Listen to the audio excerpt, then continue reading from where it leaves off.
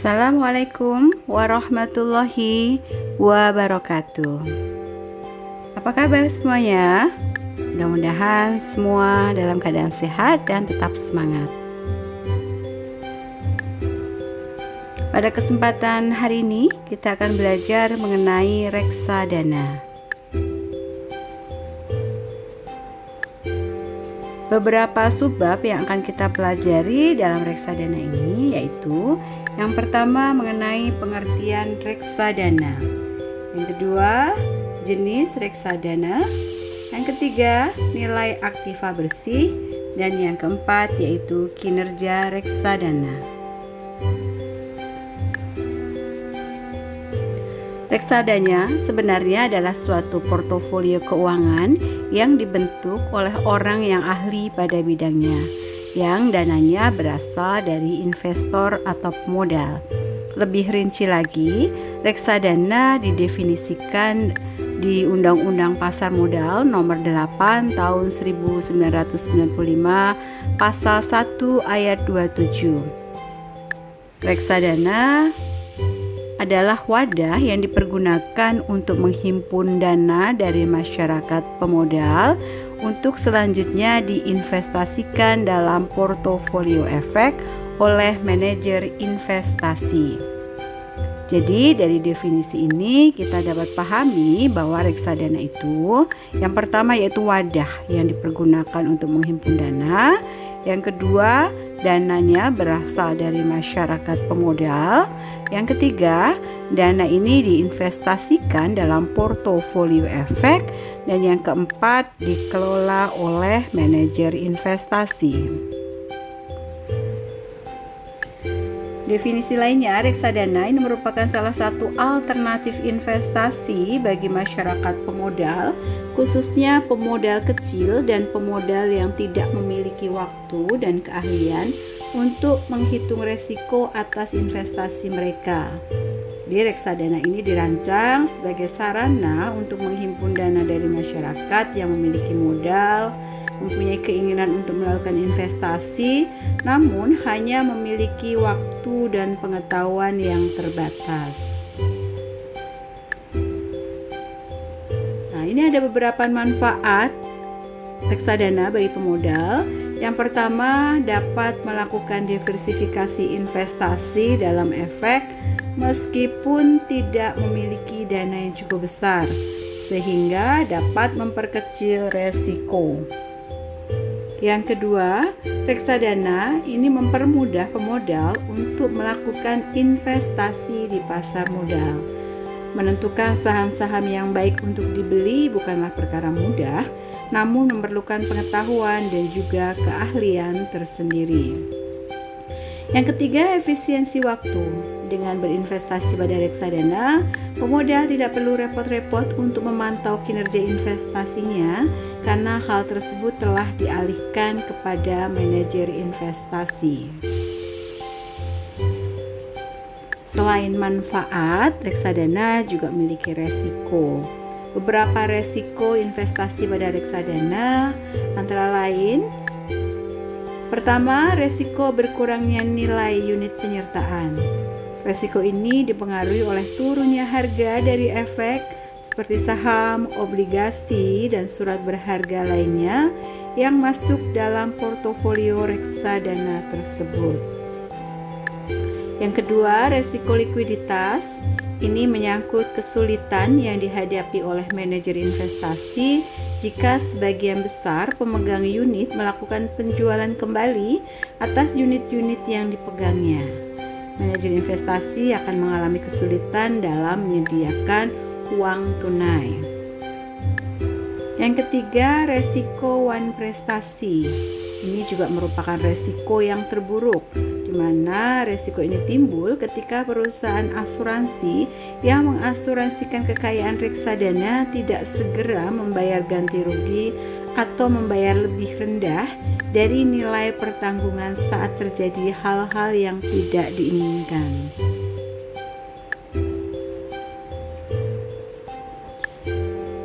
Jenis reksadana berdasarkan portofolionya. Jadi reksadana ini dapat dikelompokkan dalam beberapa macam. Yang pertama, reksadana pasar uang atau money market fund.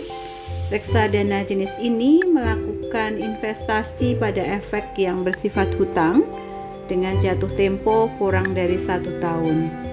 Tujuannya untuk menjaga likuiditas dan pemeliharaan modal. Jadi reksadana pasar uang ini portofolionya dibentuk 80% atau lebih dengan aset pasar uang atau BI repo ataupun deposito. Yang kedua, reksadana pendapatan tetap atau fixed income fund. Investasi sekurang-kurangnya 80% dari aktivanya pada efek yang bersifat utang.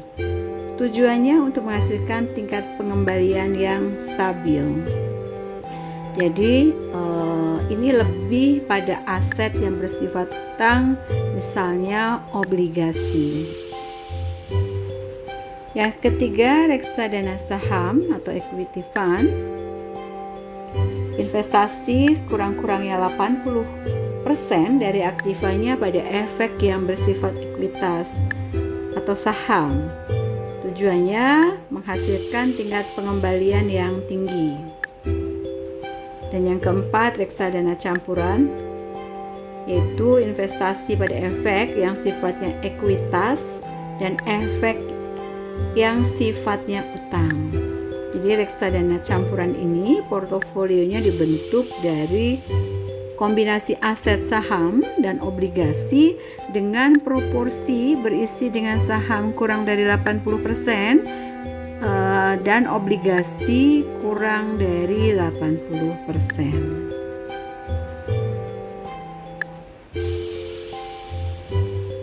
Nah, pada gambar ini menunjukkan return dan resiko dan juga tahapan atau fase-fase profil dari investor.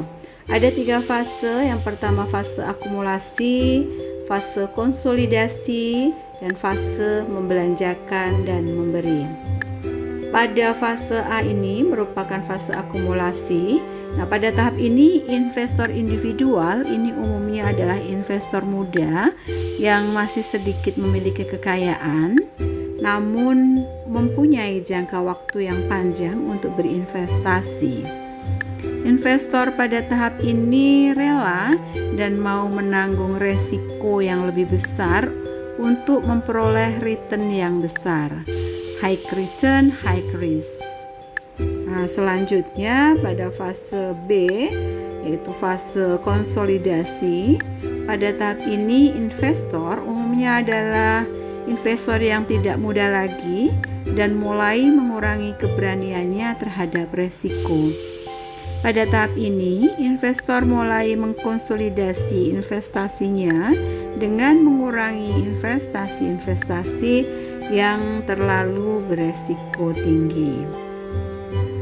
Dan terakhir pada fase C, yaitu fase mengeluarkan, membelanjakan, dan memberi. Ini merupakan fase akhir karir seseorang dan pensiun dari investor individual. Pada fase ini mereka sudah tidak mendapatkan penghasilan dari kerjanya lagi dan mengandalkan biaya hidupnya dari penghasilan dari investasinya, sehingga mereka akan sangat berhati-hati dalam berinvestasi. Berikut beberapa jenis reksadana seperti tadi yang sudah dijelaskan di awal.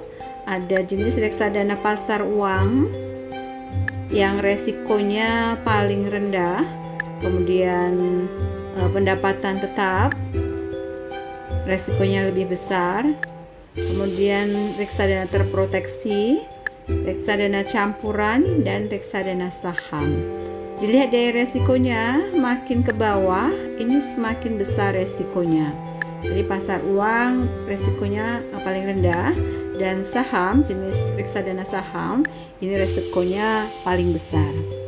Demikian juga kalau dilihat dari returnnya, resiko dan return ini berhubungan linier atau searah, sehingga apabila resikonya rendah, returnnya juga rendah, dan sebaliknya apabila resikonya tinggi, maka returnnya juga tinggi. Sini terlihat pasar saham memberikan return yang paling rendah dibandingkan dengan jenis reksadana lainnya, dan saham memiliki return yang paling besar ya. Kemudian dilihat dari jangka waktu, periode waktunya, pasar uang ini biasanya kurang dari 1 tahun. Pendapatan tetap dan terproteksi, jangka waktunya 1-3 tahun. Untuk reksadana campuran 3-4 tahun, dan untuk jenis reksadana saham lebih besar dari 4 tahun. Nah, berikut adalah resume beberapa jenis reksadana, kemudian dikaitkan juga dengan resiko, profil resiko dari investor. Ada konservatif, moderat, dan juga agresif. Di sini terlihat dari reksadana pasar uang itu 100% instrumen pasar uang dan atau efek utang. Jangka waktunya kurang dari 1 tahun. Ini biasanya dipilih oleh investor yang menghindari resiko atau konservatif yang rendah. Kemudian yang kedua, reksadana pendapatan tetap, yaitu instrumen investasi yang lebih 80% itu terdiri atas utang, jangka waktunya 1-3 tahun. Ini untuk investor yang memiliki profil resiko konservatif sedang atau moderat yang rendah. Kemudian reksadana campuran merupakan kombinasi efek pasar uang, utang, dan juga saham 1-80% ya. Jangka waktunya biasanya lebih dari 3 tahun. Ini dipilih oleh investor yang memiliki profil resiko moderat sedang atau agresif yang rendah ya. Kemudian yang terakhir, reksadana saham. Ini minimum investasinya 80% pada efek saham, jangka waktunya 5 tahun ke atas ya. Dipilih oleh investor yang biasanya memiliki profil resiko yang cukup agresif, yang berani menerima resiko.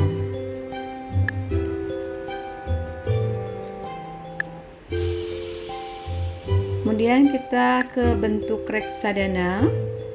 Reksadana ini berbentuk perseroan atau corporate type. Dalam bentuk ini, perusahaan penerbit reksadana menghimpun dana dengan menjual saham, dan selanjutnya dana dari hasil penjualannya diinvestasikan pada berbagai jenis efek yang diperdagangkan di pasar modal maupun pasar uang.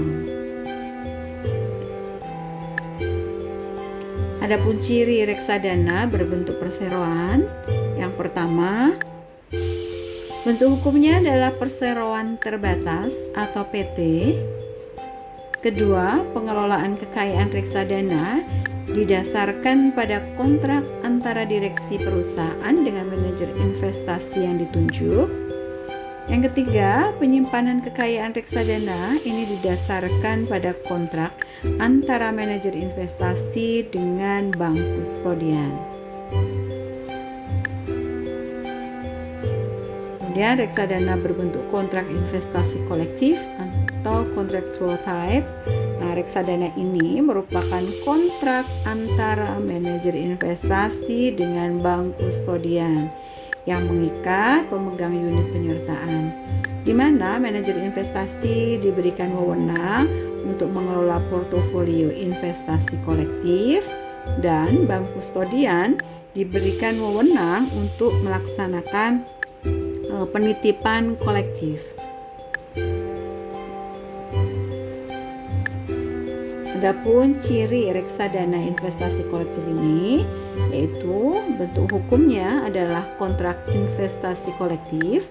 Kemudian pengelolaan reksadana dilakukan oleh manajer investasi berdasarkan kontrak.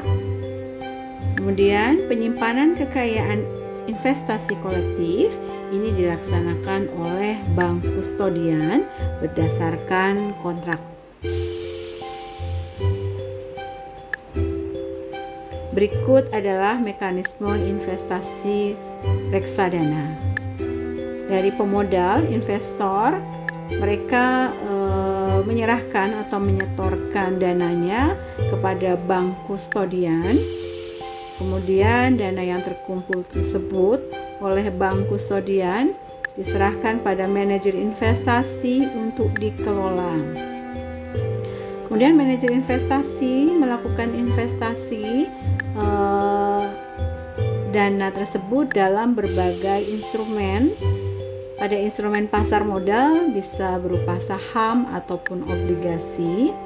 Pada instrumen pasar uang bisa berupa sertifikat Bank Indonesia, surat berharga pasar uang, surat pengakuan hutang, surat deposito, dan sebagainya. Kemudian dari hasil investasi ini, hasilnya akan dikembalikan lagi kepada pemodal.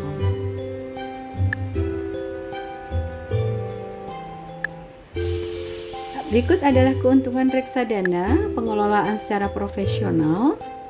Yang pertama yaitu pembagian risiko dengan tujuan meminimalisasi risiko tentunya. Yang kedua, kemudahan pencairannya.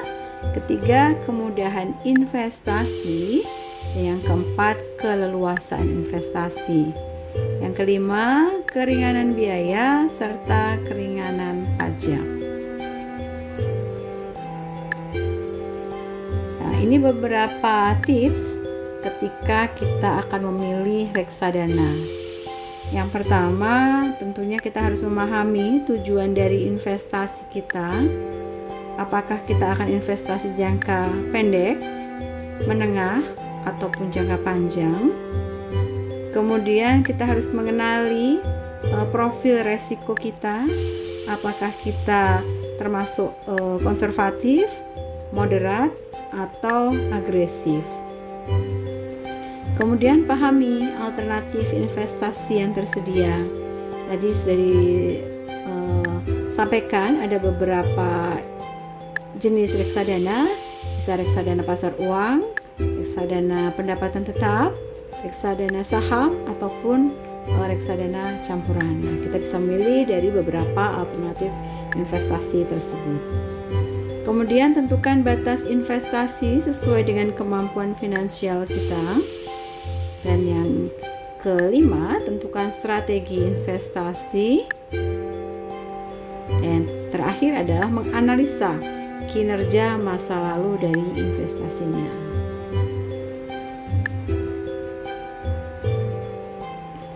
Selanjutnya yaitu nilai aktiva bersih atau net asset value. Ini merupakan harga dari reksadana setiap saat ya. Jadi nilai aktiva bersih ini biasanya dihitung setiap hari. Jadi kekayaan reksadana itu terdiri dari bermacam-macam jenis, bisa kas, SBI, deposito, obligasi, dan juga saham. Nilai aktiva bersih ini adalah nilai aktiva dikurangi dengan kewajibannya. Nilai aktiva bersih per unit penyertaan adalah nilai aktiva bersih dibagi dengan jumlah nilai unit penyertaan yang beredar atau yang diterbitkan.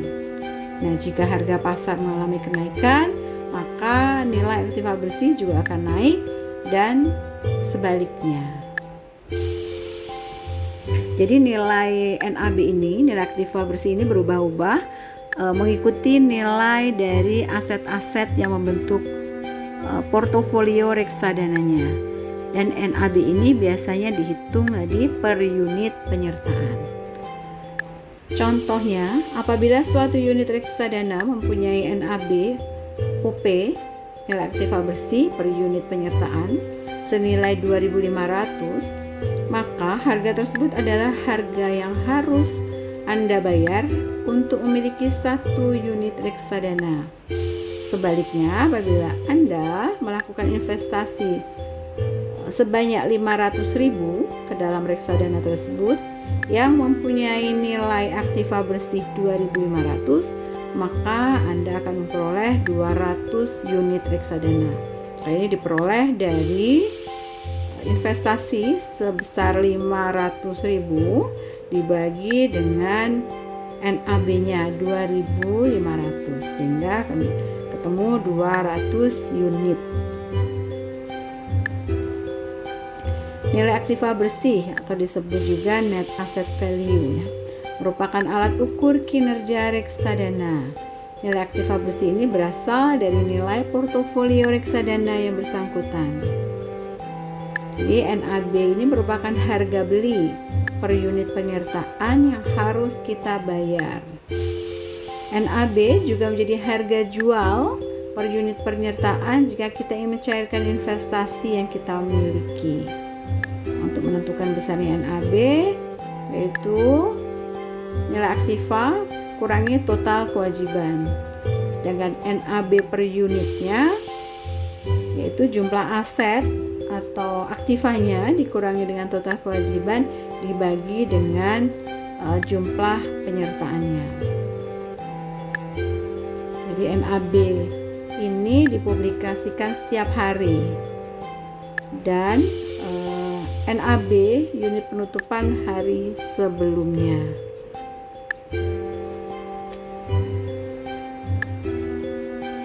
Contoh ya, Anda punya dana sebesar 5 juta untuk diinvestasikan pada reksadana A yang memiliki NAF atau NAB ya, sebesar Rp3.000. Jumlah unit penyertaan yang Anda akan dapat yaitu sebesar 5 juta dibagi dengan 3.000. Jadi akan ketemu 1.666,67 unit, atau bisa dibulatkan ya. Setelah jangka waktu tertentu, Anda akan menjual kembali unit penyertaan tersebut atau menukarnya dengan produk reksadana lain. Jika setelah 1 tahun Anda menjual kembali unit penyertaan dan NAF-nya pada saat itu adalah 4.500, maka keuntungannya bisa dicari, yaitu sebagai berikut. 4.500 dikalikan 1.666 unit sama dengan 7.515 totalnya, sehingga keuntungan kita bisa hitung yaitu dari 7.515 dikurangi dengan modal awal tadi 5 juta, sehingga keuntungannya diperoleh sebesar 2.515.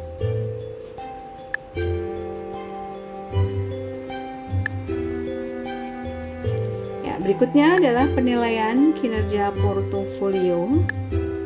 Jadi reksadana ini sebenarnya adalah portofolio optimal ya yang dijual ke publik.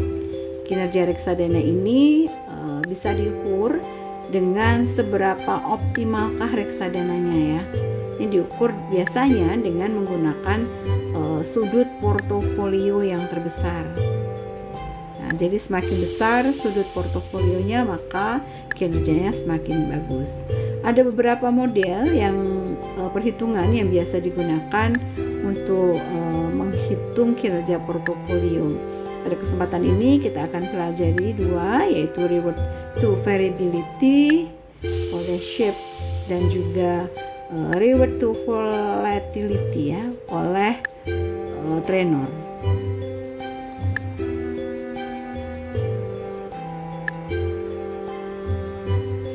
Penilaian kinerja portofolio ini tujuannya yaitu untuk mengukur, untuk mengetahui dan menganalisis apakah portofolio yang dibentuk itu mampu meningkatkan tercapainya tujuan investasi, sehingga investor dapat mengetahui portofolio mana yang memiliki kinerja yang baik ya berdasarkan risk dan return-nya.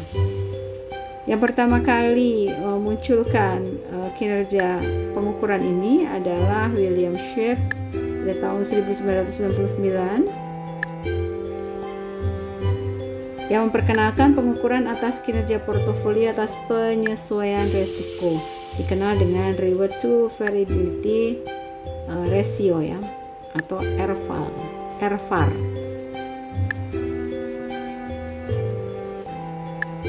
Rumusnya yaitu ukuran shape sama dengan rata-rata return reksadana dalam periode tertentu dikurangi dengan rata-rata return aktiva bebas resiko dalam periode tertentu dibagi dengan standar deviasi dari return reksadana dalam periode tertentu. Makin tinggi nilai rasio shape, makin baik kinerja reksadananya. Jadi kinerja terbaik ini akan terlihat dari reksadana yang memiliki nilai RVAR yang paling tinggi.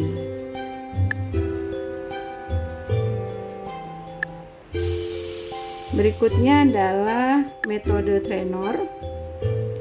Pengukuran dengan metode Trenor ini juga didasarkan atas risk premium seperti halnya yang dilakukan oleh Shape. Namun dalam metode Trenor ini digunakan pembaginya beta. Nah, sebagaimana kita ketahui beta ini merupakan resiko pasar ya, yang merupakan resiko yang berfluktuatif relatif terhadap resiko pasar. Beta dalam konsep capital asset pricing model merupakan resiko sistematis yang merupakan resiko pasar atau disebut juga market risk. Artinya resiko yang sudah tidak dapat didiversifikasi lagi ya. Nah, beta ini bisa dicari menggunakan metode regresi linear. Pengukuran dengan metode Trenor ini diformulasikan sebagai berikut. Ukuran Trenor sama dengan rata-rata return reksadana dalam periode tertentu dibagi dengan rata-rata return aktiva bebas resiko dalam periode tertentu dibagi dengan beta yang merupakan slope persamaan garis hasil regresi linear. Dari hasil pengukuran ini, semakin tinggi nilai rasio Trenor, maka semakin baik kinerja dari reksadana.